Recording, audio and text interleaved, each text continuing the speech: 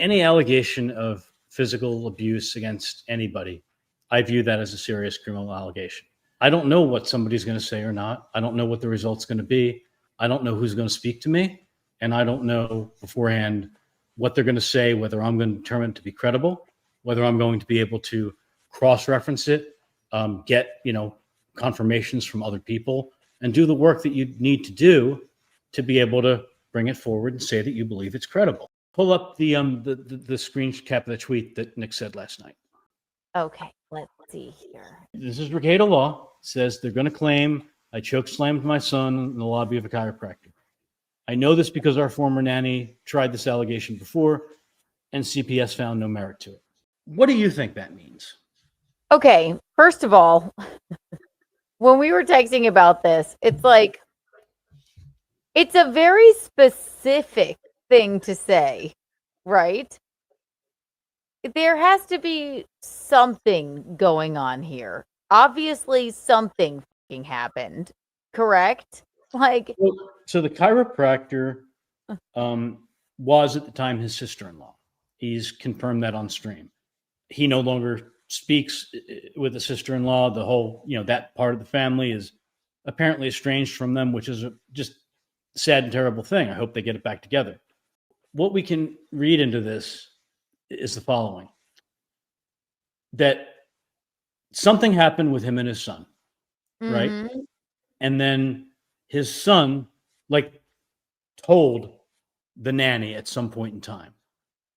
And then after he was arrested for the cocaine, one of the main questions that CPS had of multiple people that I spoke with, and again, I speak with people on the phone. I want to be able to ask questions. I want to be able to hear live reactions to see, is somebody full of it, or are they able to answer relatively quickly and specifically? You have to do some, the best element of real journalism you can. If you're just texting or DMing, you're not going to get that human flavor. So what you're saying is you have spoken with. I'm not saying I spoke with anybody or that I'm not.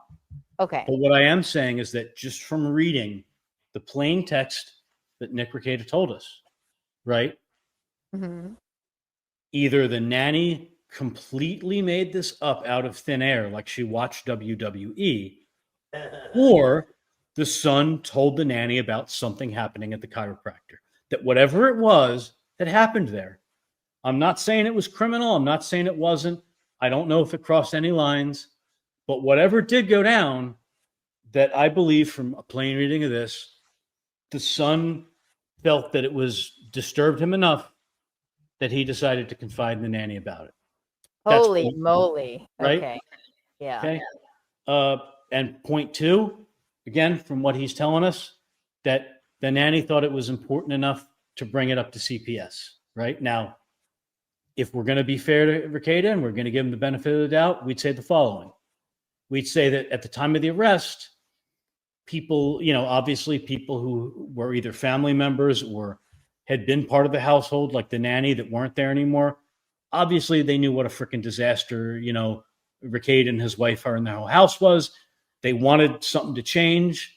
And could there have been a motivation to embellish a little bit? Or is there a little bit of a difference between Whisper Down the Lane, where the son says one thing and then the nanny says something else a couple months later, or a few months later, or even several months later?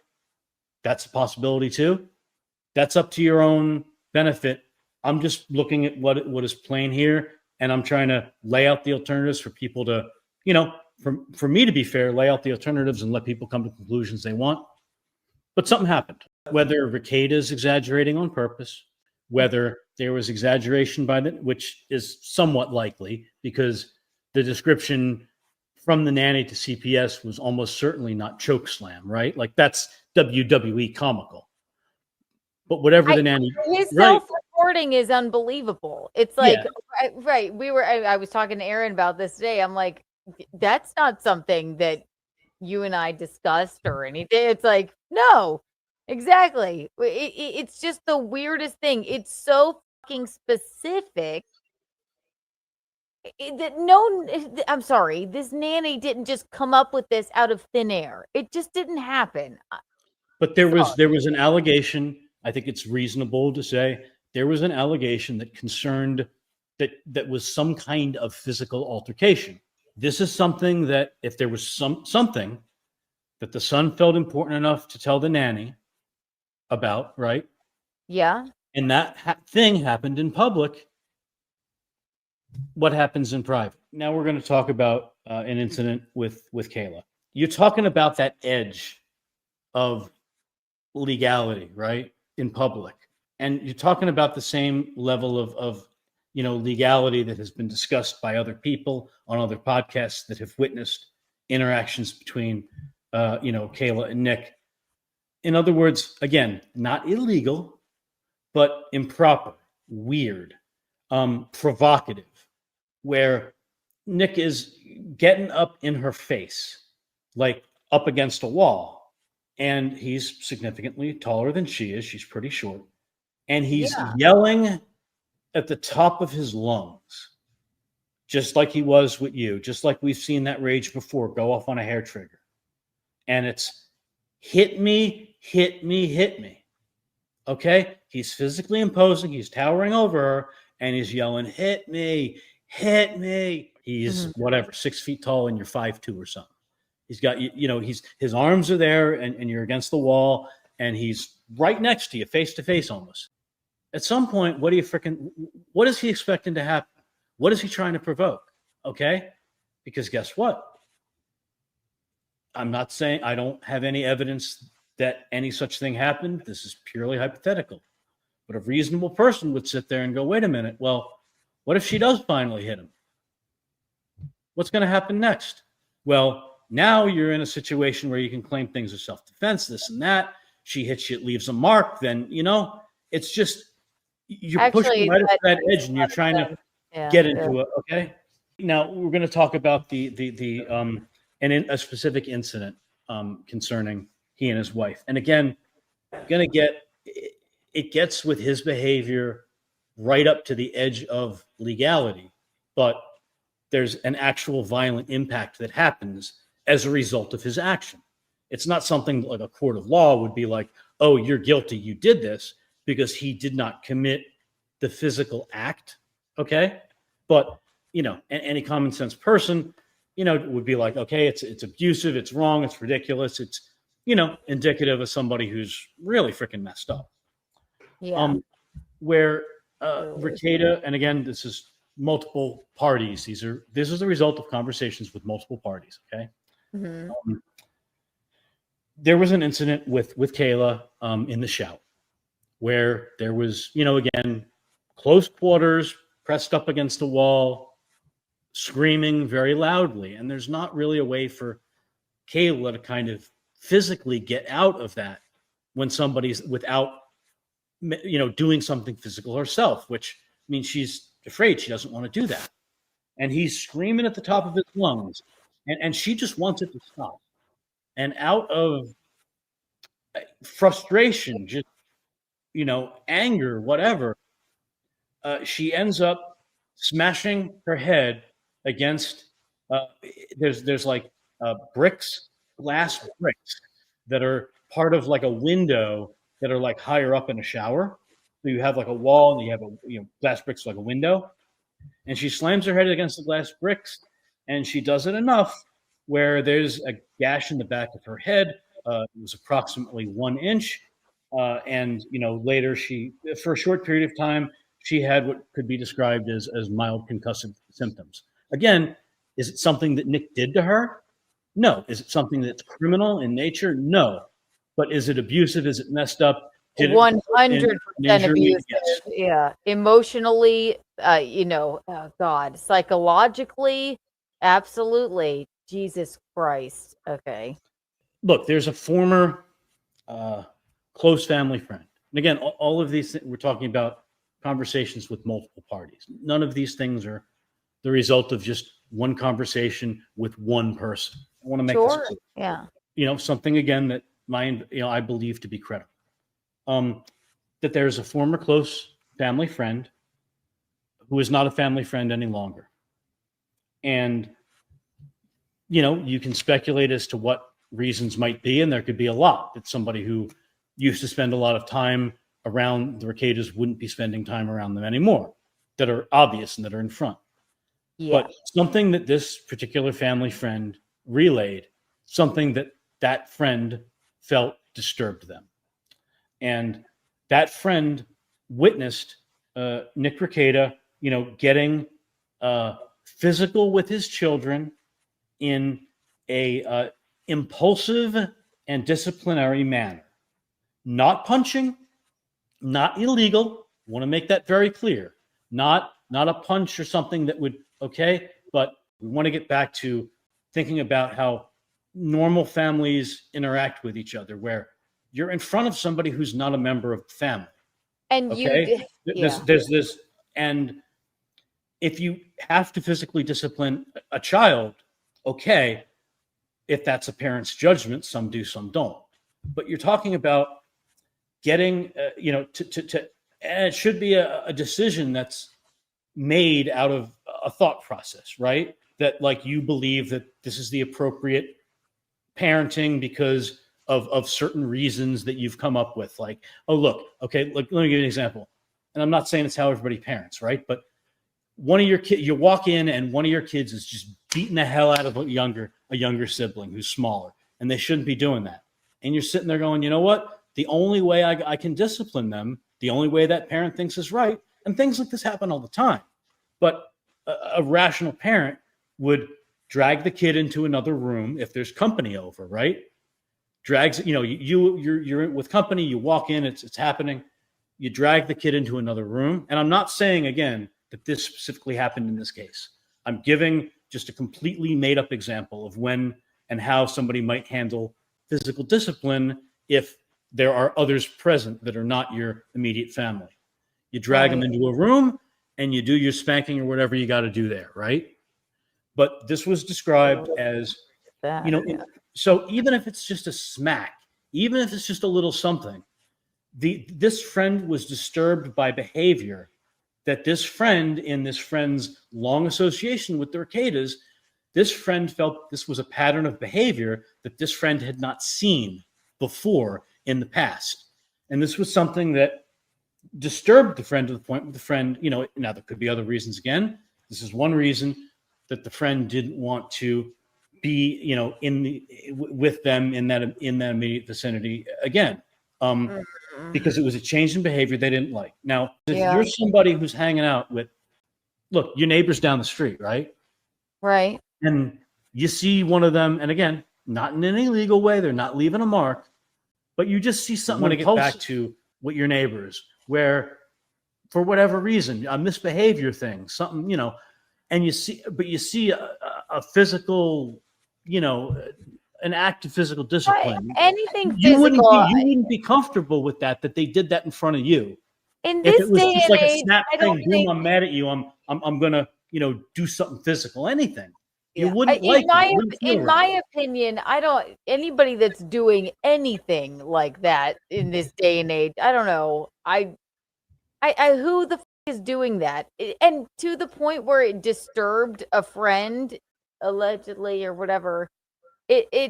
That's like, again, I'm not making any specific accusations. I'm being. Exactly.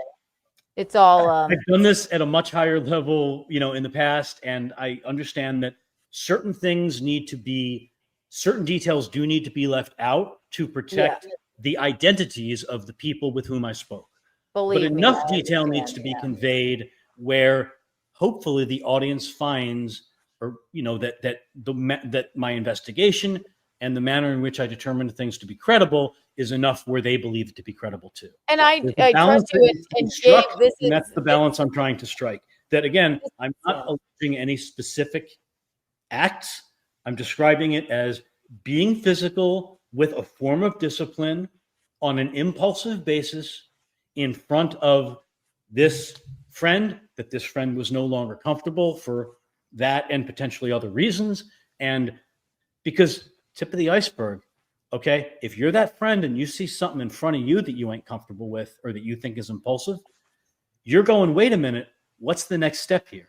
Because you don't want to run the risk that you might see something that you actually have to go to the cops and talk about, or that you feel like a piece of crap. You don't want to run the risk that you see something that actually is, like that. You just want to get the hell out of there. You might have a word with your friend or have a conversation, but Can you imagine? Yeah, right. If this is what you would do in front of a friend, and also again, they were on drugs. They admittedly. So I don't know. Trad dad of the year. Jesus Christ. Chat is free to guess whatever they want. There are people that I spoke with that chat wouldn't even guess. I can tell you that much, because I spoke with on the phone a significant number of people. It's not one or two or three even.